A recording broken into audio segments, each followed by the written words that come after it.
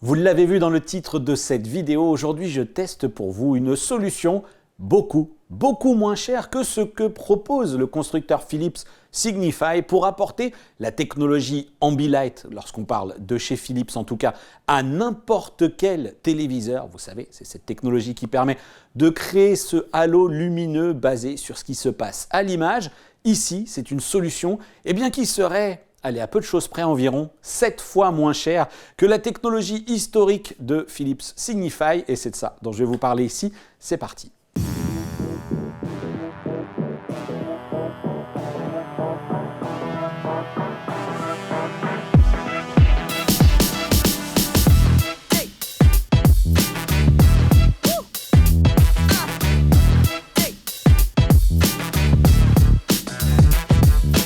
Salut à tous, j'espère que vous allez bien. Bienvenue dans cette nouvelle vidéo où cette fois-ci, je vous propose de tester un produit qui risque de compléter assez efficacement d'ailleurs, selon mes tests, votre installation home cinéma et plus précisément du côté du téléviseur. Parce que oui, sur la chaîne, j'ai d'ores et déjà testé la solution Ambilight, dite un petit peu de seconde monde que propose Philips Signify. Le lien est là, mais aussi dans la description.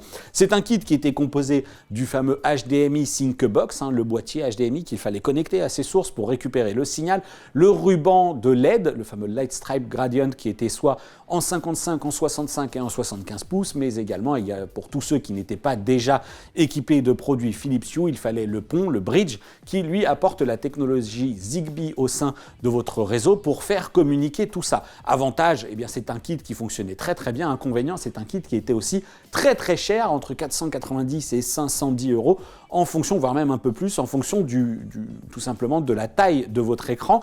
Et puis surtout, en parallèle de tout cela, la solution de chez Philips qui requiert donc cette fameuse HDMI Sync Box, faisait perdre certains avantages des téléviseurs récents, à savoir ne pas avoir d'interface HDMI 2.1 pour le boîtier HDMI Sync Box qui vous faisait tout simplement perdre tout l'intérêt de la 4K à 120 et puis après aussi peut-être des interrogations quant à la bonne prise en charge du HDR10, HDR10+, Dolby Vision, etc. Bref, le fait d'intercaler comme ça dans son installation un boîtier avec une connectivité HDMI pouvait poser des problèmes. Ici, la solution que Govee propose, qui elle est proposée actuellement, alors selon les soldes qui sont pratiqués, en version 55 et 65, il faut compter 70 €. Donc c'est plutôt un tarif qui est très intéressant. Et puis surtout, côté taille, on va aussi sur 75 et 85 pouces à 110 € au lieu de 120 €. Donc c'est une solution qui, vous le voyez, est quand même beaucoup moins cher, qui en plus a le mérite potentiellement d'adresser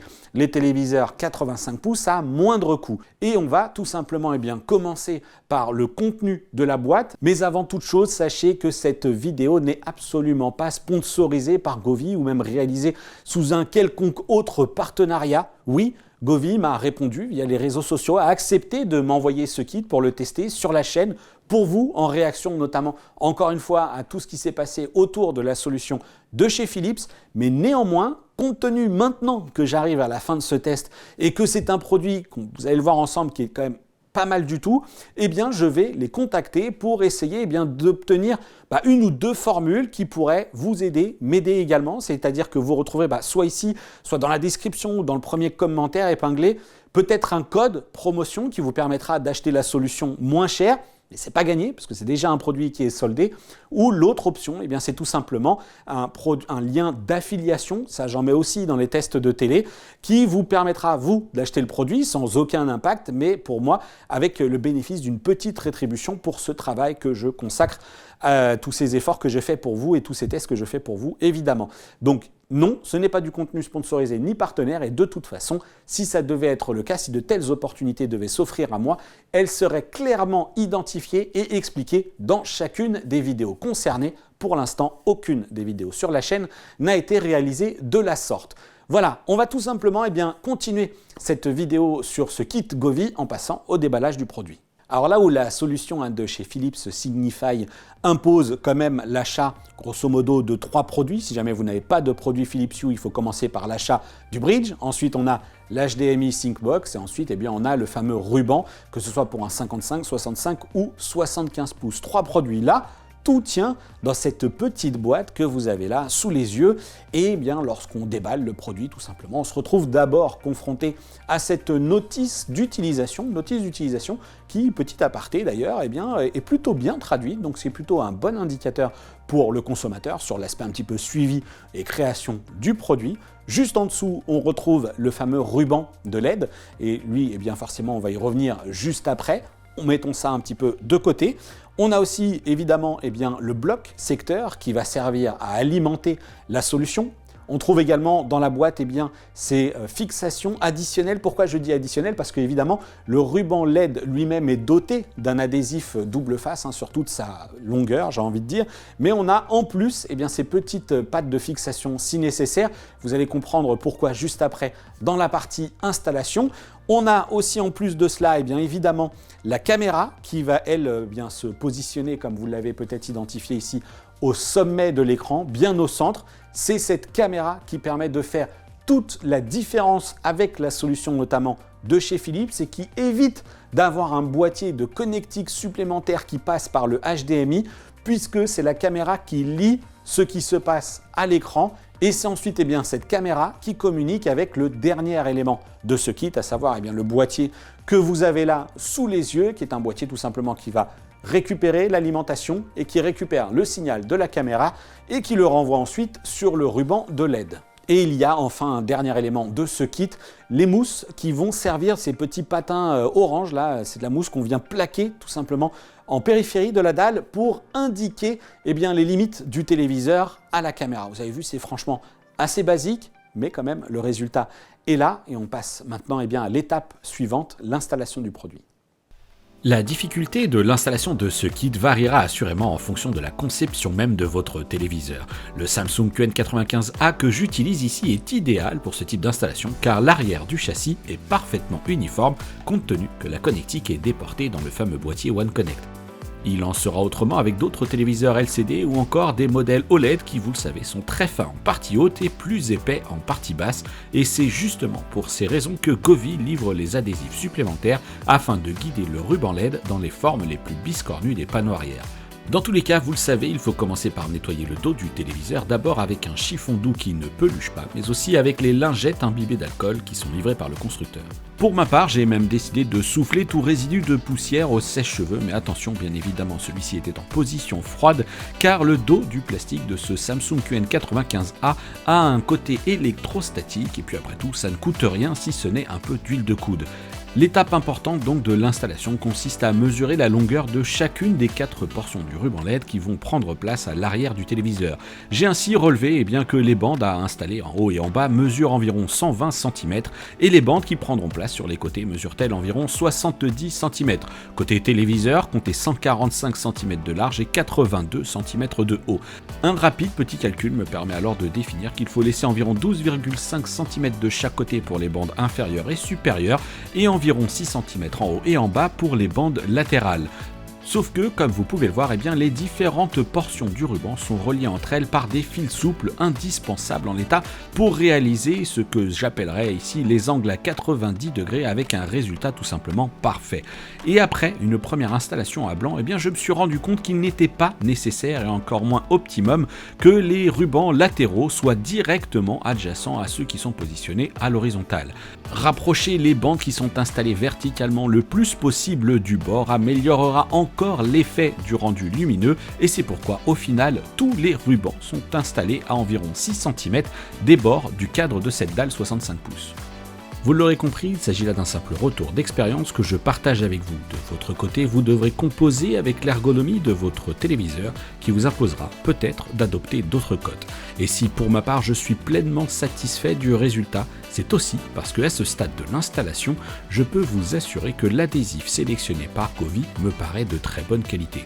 Les différentes portions du ruban LED n'ont aucun mal à se plaquer solidement sur le carter plastique du téléviseur. Les fils souples présents sur certaines des extrémités sont vraiment bien pensés et très pratiques pour créer ces petites boucles qui seront ensuite invisibles des spectateurs. Enfin, je vous laisse apprécier la qualité des finitions de l'ensemble qui sont tout à fait convenables compte tenu là encore du prix global de ce kit. le boîtier qui sert à raccorder le ruban LED avec la caméra, autre précaution là aussi, eh bien gardez-le accessible parce que ce boîtier, il a des touches, enfin des petits boutons de commande qui vont vous permettre d'allumer le système, qui vont vous permettre de basculer entre le mode vidéo mais aussi le mode musique. Donc gardez bien ce boîtier à portée de main, ça serait dommage de l'installer au milieu du téléviseur et ensuite d'avoir à tendre le bras, même si évidemment il y a l'application mobile pour cela et bien plus, mais je vais y revenir. Et dernière précaution également que je souhaite partager avec vous, la caméra qui est installée au sommet du téléviseur, alors qu'il doit être bien positionné au centre, etc. Eh bien elle est dotée de 2 adhésifs, un sur sa base la plus large, j'ai envie de dire, et un autre sur son champ à l'avant, juste ici. Pourquoi? Alors moi je l'ai juste collé sur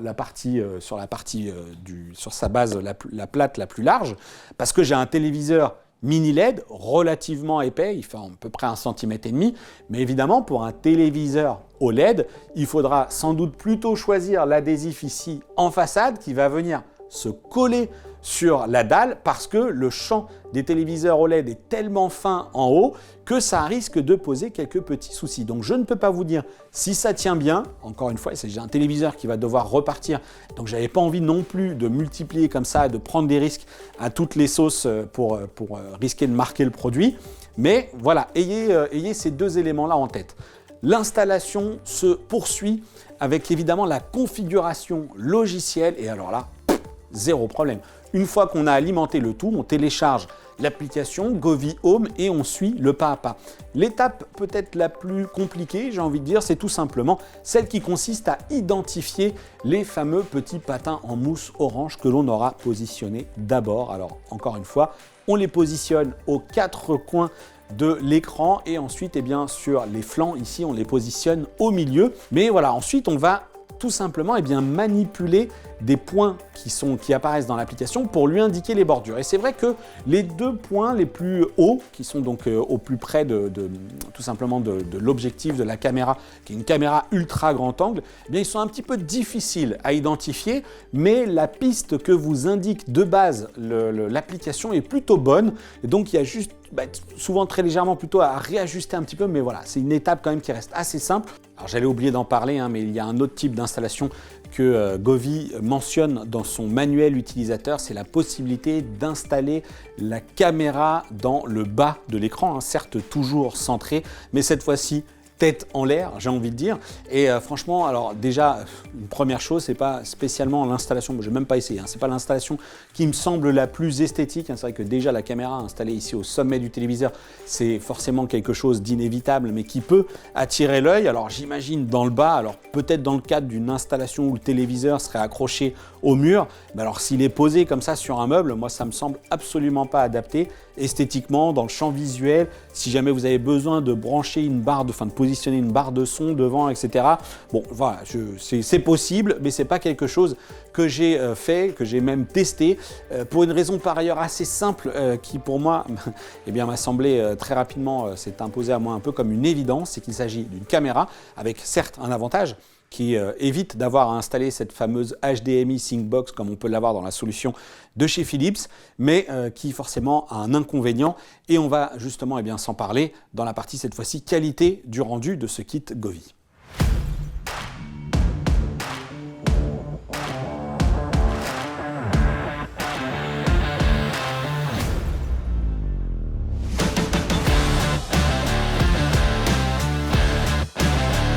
Et alors inutile d'y aller par 4 chemins.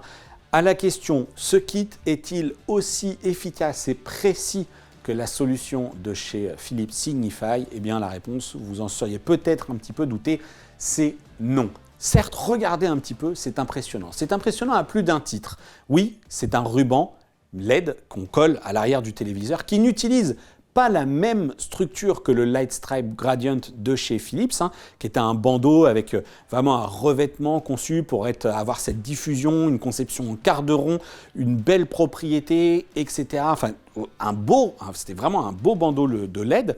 Ici, on est sur quelque chose qui pourrait s'apparenter à finalement un bandeau plus classique, mais on sait les mauvais bandeaux LED, souvent au lieu d'avoir une lumière bien diffuse, c'est une espèce de projection avec des petits points. Et là, franchement, regardez sur cette mire, c'est vrai que c'est bluffant. Le résultat est très très bon. Mais néanmoins, ce que j'avais commencé à aborder avec vous, là où je dis que ce n'est pas aussi efficace, eh bien c'est que la solution de chez Philips récupère l'information des couleurs qu'elle doit tout simplement afficher par le biais de la prise HDMI, de la source même du téléviseur. Ici, ce n'est pas le cas, c'est une caméra qui lit ce qui se passe à l'écran et aussi efficace soit le rendu, eh bien il y a forcément des paramètres à prendre en considération, à savoir les perturbations. Et ces perturbations, elles sont plutôt simples à identifier et même assez logiques. En effet, même si l'une des étapes de la configuration du kit consiste à indiquer à la caméra et à l'algorithme de traitement les limites extérieures de la dalle, le système reste néanmoins sensible aux conditions lumineuses de la pièce comme aux performances techniques même du téléviseur. Avec mon modèle mini LED QN95A de Samsung, l'image est tellement dynamique que le résultat peut vraiment s'avérer bluffant. Pour autant, vous pouvez remarquer dans cet extrait de Black Lightning filmé sous les modes cinéma et dynamique que le résultat dépend bel et bien de la performance même du téléviseur. L'écart n'est pas ici franchement préjudiciable sur la qualité du rendu, mais il convient de pointer cette contrainte technique propre à la solution Govee Immersion en opposition au pack Philips qui lui récupère ses instructions pour le ruban LED à la source en passant directement par l'interface HDMI du téléviseur.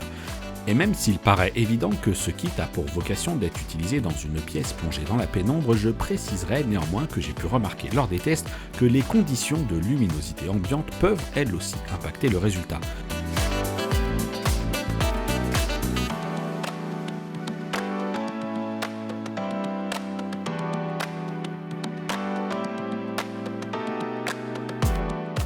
Heureusement, sur le téléviseur haut de gamme utilisé ici et avec du contenu plutôt lumineux visionné depuis YouTube et dans les différents modes d'image disponibles sur le QN95A, l'écart d'efficacité est désormais très réduit. Et d'ailleurs, si vous êtes d'ores et déjà propriétaire de ce kit ou d'une solution concurrente, n'hésitez pas à vous exprimer dans l'espace commentaire de cette vidéo pour nous dire si votre expérience semble similaire et avec quel téléviseur.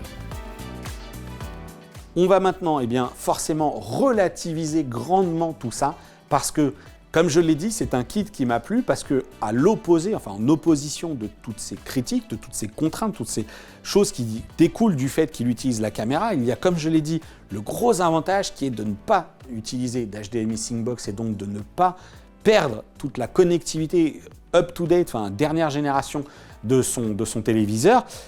Et en plus, ça fonctionne avec tout. Ça va fonctionner avec la console, ça va fonctionner évidemment avec du Netflix, avec tous ses services en ligne, avec ses programmes TNT, etc.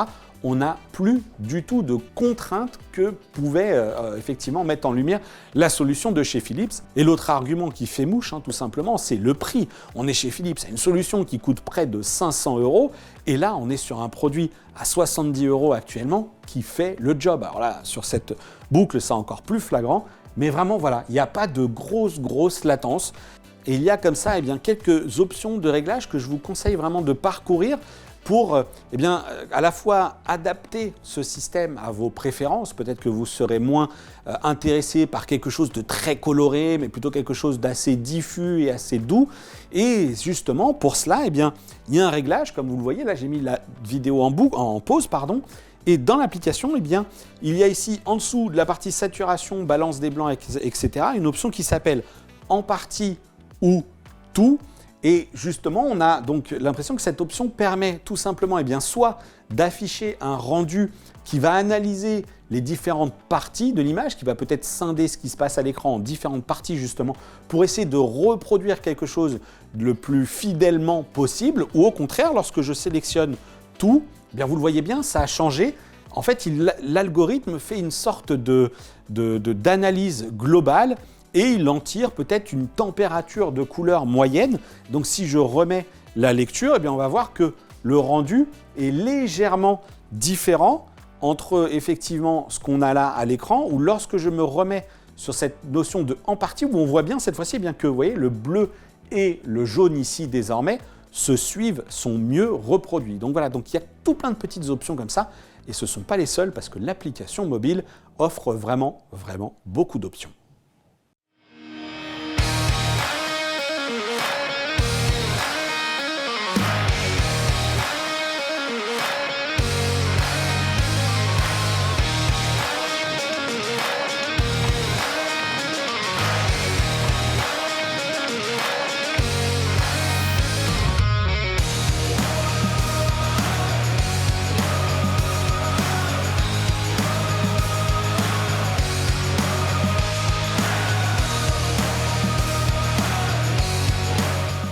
Alors je ne vais pas passer en revue toutes les fonctionnalités qui sont disponibles dans l'application parce qu'il y en a beaucoup, mais alors vraiment beaucoup, et c'est forcément donc un autre point qui est très intéressant, mais que je laisserai d'ailleurs tous ceux qui craqueraient pour ce kit découvrir la richesse des options qui sont disponibles. Alors attention, toutes ne sont pas d'une extrême efficacité, ni même très intéressantes, mais on a ici tout de même une extension qui peut vous séduire au mode vidéo. L'alternative, l'autre utilisation, c'est tout simplement l'utilisation du mode audio, le fameux mode musique. Et là, vous voyez, le ruban s'est réveillé. Je viens tout simplement de cliquer sur le mode musique dans l'appli. Il s'est réveillé pourquoi? Eh bien tout simplement parce que je parle. Et oui, à la différence de la solution de chez Philips qui passe par le HDMI, ici, c'est un micro qui est intégré. Alors visiblement, du côté de la caméra, j'ai l'impression qu'il y a un petit point, ici un petit trou, un peu comme une présence d'un micro. Donc je pense que c'est de ce côté-là que ça se passe. Lorsque je parle, ça forcément provoque ce type d'éclairage, mais ça va fonctionner évidemment avec de la musique.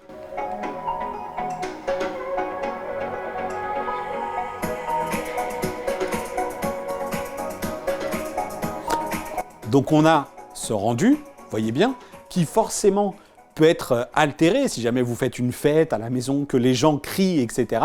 Forcément, ça aura sans doute un impact sur l'effet visuel que ça produira, mais ça peut presque devenir un petit jeu. C'est-à-dire que finalement, l'écran sera éteint et vous pourrez tout à fait utiliser autre chose, à savoir également évidemment, tout simplement votre smartphone. Alors, voilà. Lecture depuis Pixel 6. Ah, voilà.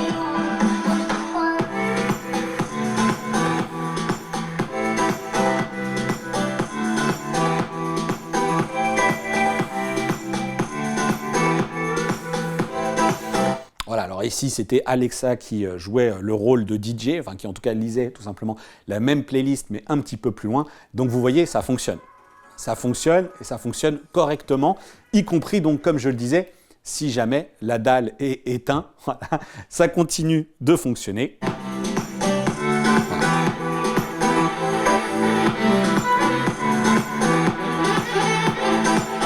Sympa, non? Et tout ça, ça vient s'ajouter à toutes les autres options, vraiment, qui sont disponibles. Il y en a un paquet. Il y a vraiment de quoi faire et c'est plutôt cool. En plus de tous les modes prédéfinis accessibles dans l'application GoViHome, celle-ci propose quelques options de personnalisation qui, pour certaines, vous permettront peut-être de réaliser manuellement des choses qu'on connaît sur la technologie Ambilight de Philips. Par exemple, vous pourrez exploiter l'option de gestion manuelle des 15 zones qui composent ce dispositif d'éclairage 4 côtés pour créer vos effets personnalisés. Et pourquoi pas alors vous mettre dans l'ambiance à l'occasion d'une rencontre sportive en recréant le drapeau ou les couleurs de votre équipe préférée. Une option bien connue sur les téléviseurs Philips TP Vision sous le nom de mode drapeau. Alors vous l'aurez peut-être identifié aussi, mais avec la séquence juste avant, j'ai volontairement mis le doigt sur ce que je vais appeler une petite contrainte de ce kit Govi, c'est que effectivement, lorsqu'on éteint le téléviseur, l'éclairage ne s'éteint pas. Et franchement, j'appelle ça une petite contrainte parce qu'on a tellement d'options pour corriger le problème. Il y a le boîtier qui est derrière le téléviseur qu'on a collé avec cet adhésif. Il suffira tout simplement d'aller dessus et puis d'éteindre la solution. Il y a évidemment l'application mobile. En même temps, vous avez tout le temps le smartphone en main, j'imagine. Donc, il est très simple d'ouvrir l'application Govi Home et d'éteindre. En plus, c'est cool parce que la connexion avec le boîtier, elle est vraiment rapide. Ça passe par le Wi-Fi et il y a très peu de latence. Puis la dernière option, c'est tout simplement celle-ci. Alexa, éteins Backlight TV. Voilà, vous voyez, c'est quand même super rapide. Alors, c'est compatible avec Google Assistant et avec Alexa. C'est rapide. Et puis, il y a évidemment la possibilité de l'éteindre, mais de l'allumer aussi. Alexa, allume Backlight TV. C'est super rapide, il n'y a aucun souci. Alors moi, je l'ai nommé Backlight TV parce que j'ai essayé avec Govi, puis en fait, il fallait dire Goveux, et puis ça ne fonctionnait pas toujours. Et Backlight TV, finalement, c'est pour moi un terme qui parlait assez bien et qui fonctionne bien également. Et en plus, ici, comme je suis dans le cas de l'Echo Show 5, vous voyez, je peux directement allumer et éteindre depuis l'écran tactile, réduire la luminosité si je le souhaite. Il n'y a plus que seulement le fait de passer par l'application mobile qui me permet de faire ça. Je peux aussi solliciter d'autres commandes. Alexa, Backlight TV en rouge. Alexa, Backlight TV en bleu. Donc vous voyez, il y a quand même de multiples commandes et là, je suis sur le mode de couleur fixe et je peux revenir naturellement sur le mode qui va cette fois-ci suivre l'image. Alexa, Backlight TV en mode vidéo. Donc on a rebasculé cette fois-ci sur le mode vidéo. Alexa, Backlight TV en mode musique. Je ne sais pas comment régler l'appareil backlight sur ce paramètre. Donc vous l'aurez compris, il n'y a pas toutes les options de disponibles. Essayons avec Google Assistant, cette fois-ci depuis mon mobile. On va l'entendre néanmoins sur l'enceinte Alexa parce que mon téléphone est en Bluetooth. Éteins backlight. Ok, j'éteins backlight. Allume backlight. Très bien, j'allume. Backlight en rouge. Ces images devraient correspondre. Backlight en vert. Ok, je change la couleur pour backlight. Backlight en mode vidéo. Voici ce que j'ai trouvé. Et non, vous voyez, c'est aussi pour ça que finalement, il y a beaucoup plus de Amazon Alexa dans cette maison que de Google Assistant. Ces commandes semblent tout de même un peu moins efficaces. Alexa, backlight en mode vidéo. Voilà, vous l'aurez compris. Pour ma part, je préfère Amazon Alexa qui vraiment m'offre systématiquement. Dites-moi d'ailleurs ce que vous en pensez, vous, dans les commentaires. Quel est l'assistant personnel que vous préférez? Mais moi, je vous le dis, pour ma part, en tout cas, les différentes options que je peux utiliser avec les appareils connectés, que ce soit de l'éclairage ou ce genre de choses, je m'en sors toujours mieux en termes de latence, d'efficacité et d'options avec les produits de chez Amazon plutôt qu'avec les Google Assistants, etc. Et pourtant, hein, j'ai une enceinte Google Assistant, mais qui est dans un autre bureau. Bref, passons sur cet aparté pour en finir tout simplement avec le verdict sur ce produit. Vous l'aurez compris, il est globalement super positif. Grosso modo, un très bon rapport qualité-prix, une très belle découverte. C'est intéressant d'avoir ce genre de solution, surtout qu'en plus, je le redis, mais les LED se sont toujours pas décrochés. Et donc ça, c'est quand même super important. Facile à installer, facile à utiliser, pas cher. Certes, il y a des inconvénients, mais voilà, tout ça à prendre en compte et c'est à vous de voir maintenant si ce produit vous intéresse. Et c'est aussi pour cela, puisque maintenant que pour ma part, c'est un produit que j'estime polyvalent et efficace, je vous proposerai donc soit encore une fois ici dans la description, dans le premier commentaire, eh bien au mieux un lien promotionnel, mais encore une fois, j'ai des doutes parce qu'il est déjà en promotion actuellement ce kit et donc je ne suis pas sûr de vous obtenir mieux, entre guillemets, ou un lien d'affiliation qui, eh bien, vous en coûtera pas beaucoup plus cher et peut-être que vous serez content finalement aussi d'avoir participé à rétribuer ce travail que j'ai fait pour vous afin de vous tester ce kit le plus précisément possible. Quoi qu'il en soit, cette vidéo est terminée. J'espère qu'elle vous a plu. Si c'est le cas, eh bien n'hésitez pas. Vous savez quoi faire. Le petit pouce qui me motive et qui fait du bien à l'algo pour tout simplement me supporter et me suivre également sur les réseaux sociaux. Vous les avez, ils s'affichent juste là. Dans la description, le lien également vers notre groupe de discussion Discord, le canal qui va vous permettre, sur les différents canaux même, qui vont vous permettre d'échanger sur diverses thématiques et pourquoi pas même cette solution. Je vous le dis, à venir également un test d'un produit Litme. Pas sûr que ce soit aussi polyvalent que cette solution-là. Bref, on verra ce que nous réserve le test de ce produit. Réagissez dans l'espace commentaire évidemment sous cette vidéo. Je vais y arriver, ça y est, la fatigue me gagne. C'est terminé. Je vous dis à bientôt pour une prochaine vidéo et d'ici là, portez-vous bien. Ciao.